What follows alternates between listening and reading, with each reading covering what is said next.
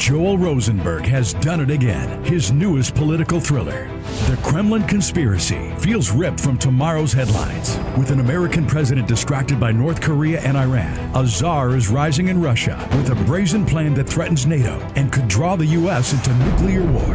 The Kremlin Conspiracy, from New York Times bestselling author Joel C. Rosenberg. Well, Joel's with us now. The book is called The Kremlin Conspiracy. It's just out, and you can get it at Amazon or wherever books are sold. It's a thrilling, a page turner. But Joel, it's good to have you with us today. Thank you. It's good to see you, Pat. Glad you're doing well. Well, I am too. The Lord has raised me up from a stroke. You don't normally get back on television a week or so after you've had one of them, but I have. Amen. Thank you. It's good. I'm glad. Listen, Putin clearly has felt like he's being ignored, and he has megalomania at the core of his being. You point out a leader of Russia that wants to go to war with America to establish his dominance. How close is he to Putin? Well, so in the Kremlin Conspiracy, my fictional leader is fictional. I mean, he's not Putin, but let's call him Putin-esque. Putin-esque, right? Yeah. And that allows me to disconnect the reader from the day-to-day headlines and take you on a worst-case scenario war game, in a sense.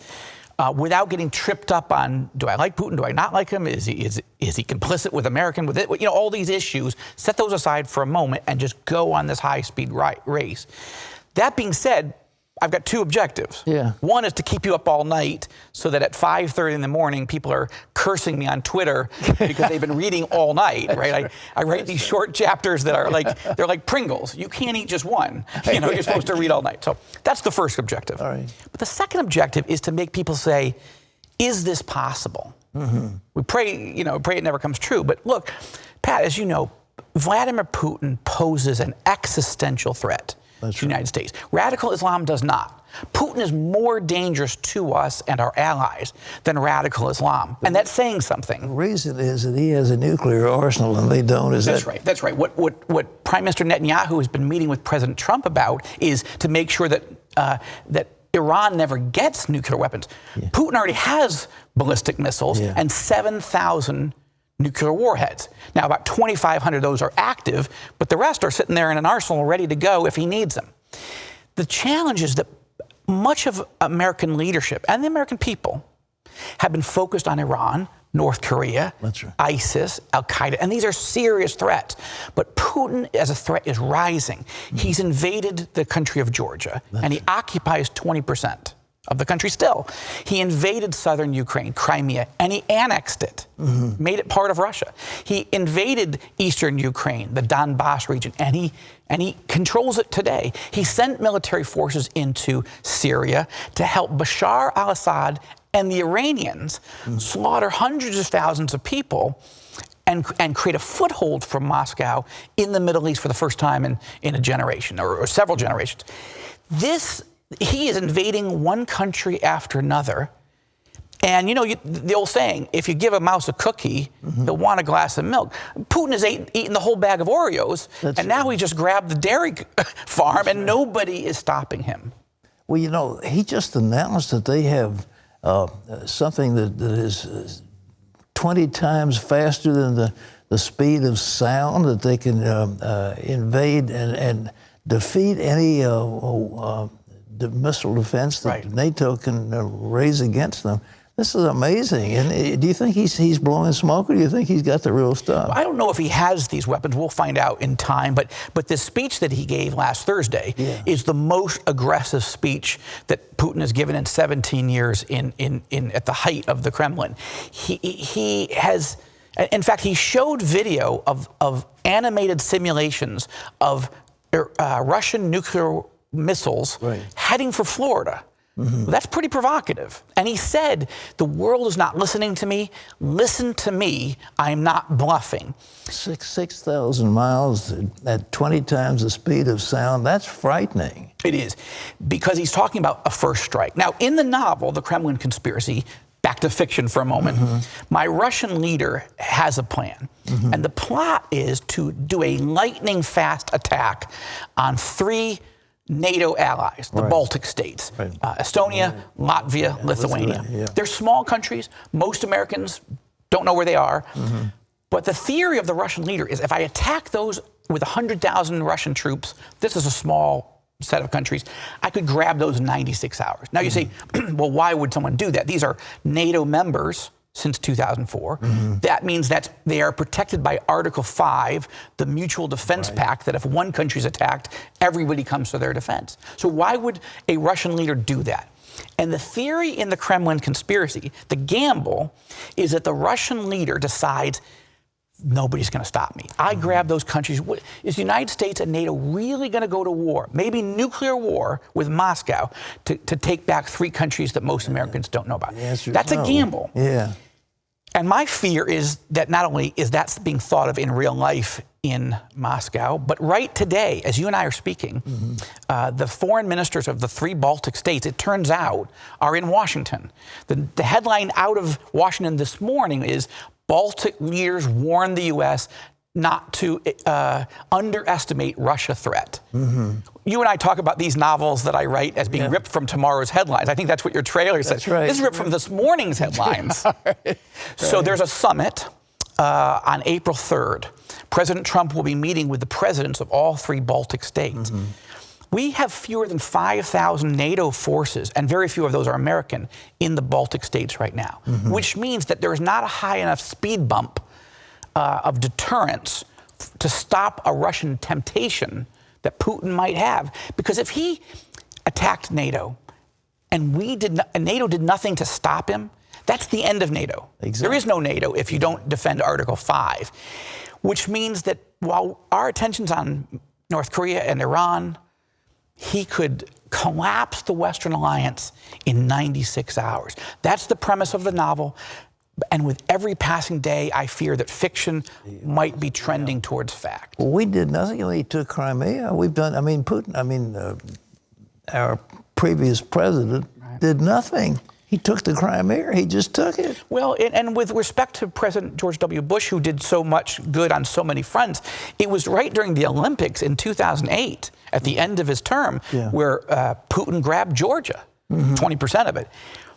This is a problem.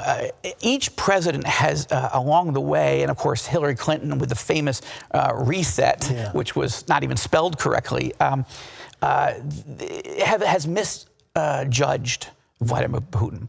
I have likened Putin to the Godfather movies. He's a crime boss, but he's not Sonny Corleone. He's not a hot-headed, rash, impulsive mafia thug. He's Michael Corleone. He's a cold-blooded, calculated killer with a strategy. Well, George Bush said, I looked into his eyes, I saw his soul. Well, somebody said, I looked into his eyes and I saw a KGB thug. Well, with respect to President Bush, I think at the time, first of all, we can all make misjudgments of someone. What happened was President Bush did need the Russians to give some at least tacit cover to our moves into Afghanistan when we had to deal with 9/11. And in that sense, Putin gave us a clear field to operate in. But over time, but that's because he was also consolidating his power back then. And now we're 17 years in. And unfortunately, many Americans, I think, or I would say many leaders in Washington, I think the American people instinctively get it, but our leaders aren't talking about it. I'm concerned about President Trump, and look, the legal process will deal with whether there was collusion or not. I think we have to give that time. But my issue is President Trump is willing to take a shot at Rocket Man in Pyongyang. He's willing to criticize and strongly speak on the Chinese, the Iranians, Alec Baldwin, Jeff Sessions. The president can't seem to find a negative word about Vladimir Putin. I'm not saying it's corrupt. I'm not saying it's a criminal, but it's odd and it's disconcerting when you have a nuclear-armed leader with this level of aggression. And I don't know why the president won't do it, and I don't want to speculate that it's immoral or corrupt. But because I also want to separate. There's an important point, Pat, which is on personnel, Trump is not appointing softies on Russia. That's right. I mean, Jim Mattis at Defense, the guy was the Supreme Allied Commander of NATO. That he knows what he's doing, right? Mike Pence at VP, Mike Pompeo at CIA. These guys are, Nikki Haley, these are strong people on Russia. That's true. On policy, the president on policy is good on these issues. He's driving NATO to spend more money on defense, and they are. He's spending more money on a buildup on American defense. But his posture towards Putin is weak. And I can't explain it, and I'm not ready to run into the leftist analysis. I just don't understand, and I'm concerned. The president needs to be strong and draw a line that's clear with the Russians. Probably doesn't want to engage in a nuclear standoff. We used to have mutually assured destruction and MAD, and those other guys are in the Kremlin. They knew what the America could do, and they didn't want to have their country blown up. And so, but Putin looks like he's willing to take the risk. Well, that's why he needs to be dealt with strength, because remember, President Trump during the campaign questioned whether even Article 5, the Mutual Defense Pact, was valid, whether he would enforce it. Now he's changed that, but not everyone, including the Baltic leaders that are in Washington today, the foreign ministers, feel convinced as they stand right on the border with a Russia that's building up its forces and threatening so aggressively. The fictional president in the Kremlin conspiracy is a new leader. Now, we all thought that, the polls told us Hillary was going to win, so I can't say I was writing it based on President Trump, but he's a new president. And the concern is that he's not ready for the challenge. And yet, there are advisors to the fictional president saying, Mr. President, Mr. Russian president, if you attack NATO, this president may not look like he's ready, but what if he has the capacity to change? What if he responds to us in ways that you do not expect? And I think that's something we need to pray for our president, the actual real president, that he listens to counsel, and that he finds a strategy that will confront Putin. Because I think that if Putin grabs the Baltics, we probably will not go to war, and that's the end of the alliance. The only way to stop him is to raise the deterrent level. Well, Putin said that the breakup of the Soviet Union was the greatest geopolitical disaster in the 20th century. Right.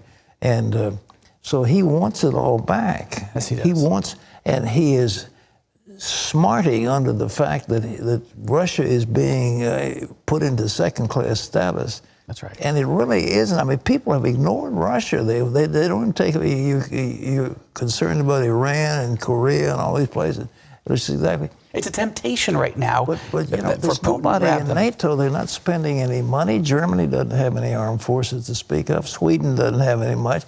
Great Britain has diminished tremendously. Who in NATO can stand up to Russia? Only the United States can show the leadership that we have. It tends to be historically that the United States does not show leadership until it's almost too late. Yeah. The latest movie, the Academy Award winner, Darkest Hour, about Winston Churchill. That's such a powerful movie. I didn't watch the Oscars, but I love that movie because Churchill was pleading with FDR, who eventually got it, but only after Pearl Harbor. That's right. We need to. Now, one other thing. In the Kremlin conspiracy, the hero of the book is a former Marine and a U.S. Secret Service agent.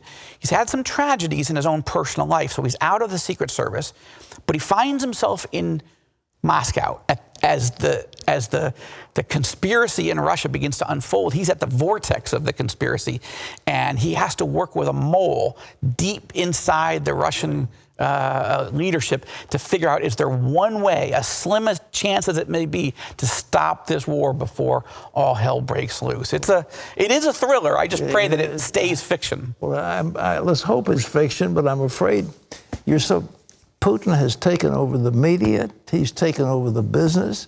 His buddies control all of the money. And they used to be independent networks over there, and he's done away with them. He controls it all. He's a czar. My family on my father's side were Orthodox Jews that escaped from Tsar Nicholas II in 1906 when the Tsar was fomenting the terrible anti-Semitic pogrom, 60,000 Jews dead. We were fortunate. Our family got out, got to the United States. So I see in Putin not a communist, not an ideologue, but a Tsar who wants to expand the imperialist borders of Russia and rebuild the glory of Mother Russia. But I also see a mafia crime boss. I see someone who's a thug, he's a killer, he wants money, he wants power, he wants influence, he wants respect. And if you don't give it to him, he will come and take it. That's right. And I think he's the most dangerous man on the planet. Well, I think your book will point that out. Ladies and gentlemen, it's a thriller. It's called The Kremlin Conspiracy, if you like. And this is the book that's supposed to keep you awake at 5 a.m. wondering what's happened next. Joel, thank you for being with us. When did this come out? Today. We were launching it here on today. CBN. This is the day. I'm available in hardcover, audio, and ebook. I'm thrilled to be the one that introduces this to the American public, and it's available wherever books are sold. Today it's the day. The Kremlin Conspiracy. Joel Rosenberg. Joel, thank you so much. That was exciting. God bless you.